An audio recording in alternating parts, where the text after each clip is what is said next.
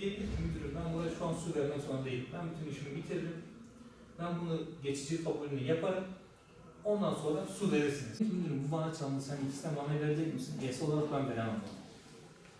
İkincisine benim firmaya bir daha getir demeye hakkım var mı?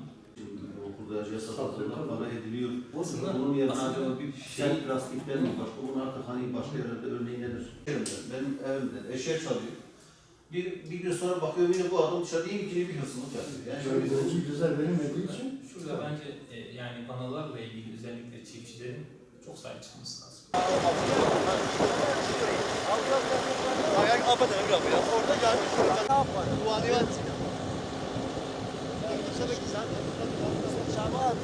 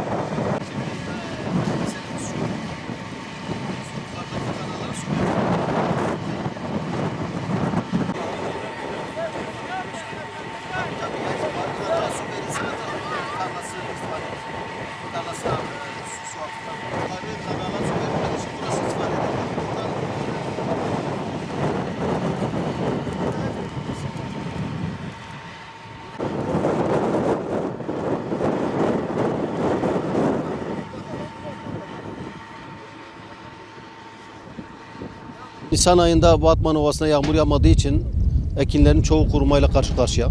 Gerçekten biz de çıktık, tarlaları dolaştık.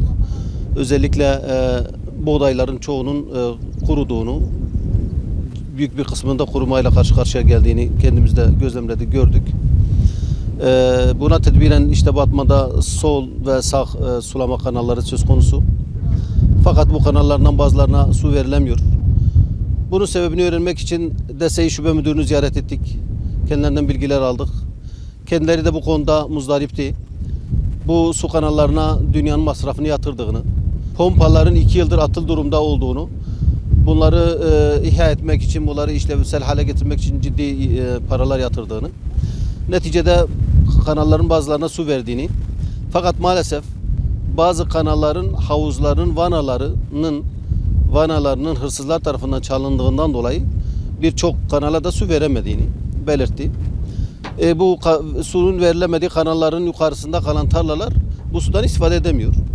Demin bu çiftçimizle görüştük. Baktık kendi imkanlarıyla işte boruları kendisi almış, traktörünü getirmiş, ekipmanını getirmiş, ailece gelip işte mercimek tarlasını sulamaya çalışıyor. Sorduk, adam sadece 45 bine boru aldığını, 45 bin liraya boru aldığını, işte traktörünü devreye koyduğunu, yakıtını falan. Yani burada kazanacağı nedir ki bu kadar masraf yapıyor? Fakat sadece tohumum işte bitmesin diye bir çaba içerisinde. Yani eğer bu hırsızlar birkaç kuruş para kazanmak için işte 10 bin liraya satın alınan devlet su işleri tarafından satılan vanayı hırsız çalıp götürüp 3-5 liraya satıyor. Bu ciddi bir hıyanettir. Bu insanlık düşmanlığıdır. Yani çiftçimiz burada eğer zarar edecekse hepimiz zarar edeceğiz. Ekonomik anlamda birçok şey birbirleriyle bağlantılıdır. Dolayısıyla kolluk kuvvetlerimizin buna ciddi bir tedbir getirmesi lazım. Bu hırsızlara ciddi bir cezai müeyyide uygulaması lazım. Vatandaş bak adam diyor ki ben burada ürünlerimi burada bırakamıyorum, traktörümü burada bırakamıyorum. Hatta gelip nöbet de tutamıyorum. Yani böyle ciddi bir tedirginlik söz konusu. Bir taraftan tarlalar kuruyor, erkinler kuruyor. Bir taraftan kendi imkanlarını seferber ediyor, onu da yapamıyor. Onu da yapmaya çekiniyor. Dolayısıyla bu hırsızlığa karşı, bu duyarsızlığa karşı ciddi bir tedbirin geliştirilmesi lazım. Bu anlamda çağrımız özellikle emniyet müdürümüze, işte mülki idarelerimize yani bu konuda ciddi bir tedbirin geliştirilmesi lazım. Bunun bir hal çaresine bakılması lazım.